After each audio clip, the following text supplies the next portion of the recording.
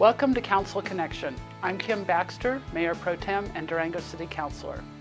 This program is designed to give you a snapshot of happenings at the most recent Durango City Council meeting. This time we look at the March 2nd meeting. This meeting began with a presentation from LPEA on renewable energy resources. We get a lot of customers asking us, well, what about if you're going to go 100% renewables? We are not going to 100% renewables. It's not technically feasible to go that route at this point.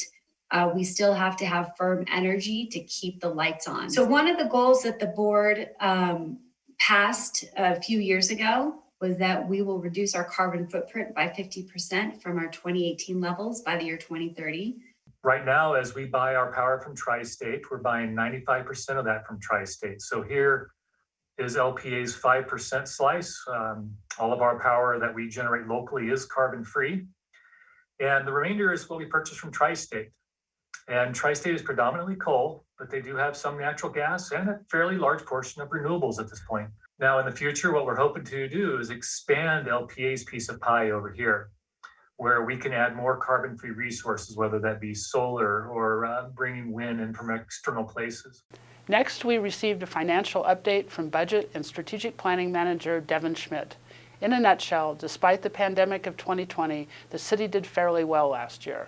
While revenues dropped about 6%, expenditures were reduced about 12%, leaving the city in a better financial position than expected early in the pandemic.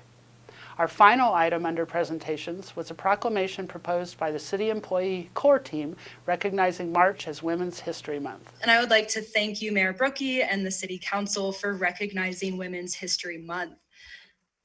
I also want to encourage all of Durango's citizens to fortify this proclamation and future proclamations with positive and tangible actions.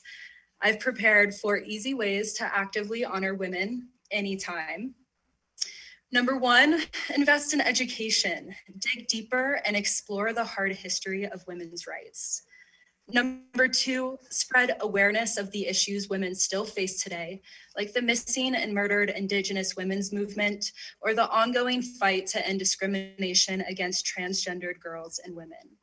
Number 3, support local organizations that champion women's causes, like Durango Sexual Assault Services Organization or the Durango Women's Resource Center.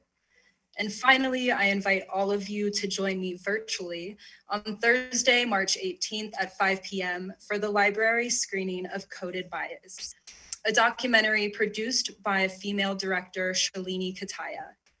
In Coded Bias, Kataya and other women investigate how artificial intelligence software has the potential to be as sexist and as racist as the humans who code it.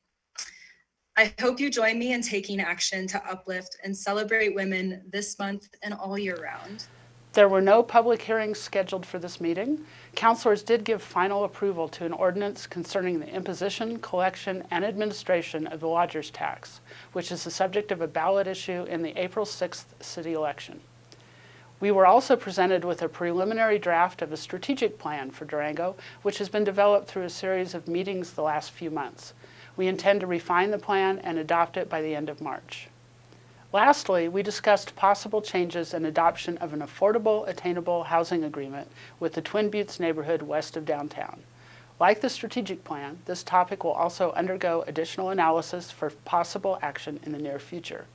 During reports and actions, councilors welcomed Delta Airlines, which will begin daily round-trip flights between Durango and Salt Lake City starting May 12th. You can learn more by visiting the airport's website at flydurango.com. Spring is officially just a few weeks away, and the annual spring cleanup of Durango begins on April 5th. During spring cleanup, you can dispose of yard waste and other things you no longer need. But there are some other items that aren't picked up, such as rocks, tires, and electronics. Pickups occur in various parts of the city over the course of 5 weeks, running through May 6th. For all the details, go to durangogov.org/cleanup.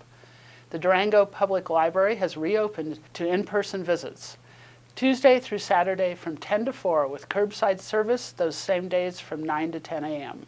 For information on capacity limits, PC use, and more, visit durangogov.org/library. The city would like you to share your concerns and feedback about the city's water supply by taking a water sentiment survey as part of updating the city's water master plan. You can find it at durangogov.org/virtual-city-hall. The deadline to take the survey is April 5th. Our next study session will be Tuesday, March 9th at 4 p.m. Our next regular council meeting is Tuesday, March 16th at 6:30 p.m. Agendas for meetings are posted at durangogov.org/meetings. And that's Council Connection for the March 2nd Durango City Council meeting. I'm City Councilor and Mayor Pro Tem Kim Baxter. Thanks for joining us, and remember, you can always contact your city councilors via email at citycouncil@durangogov.org.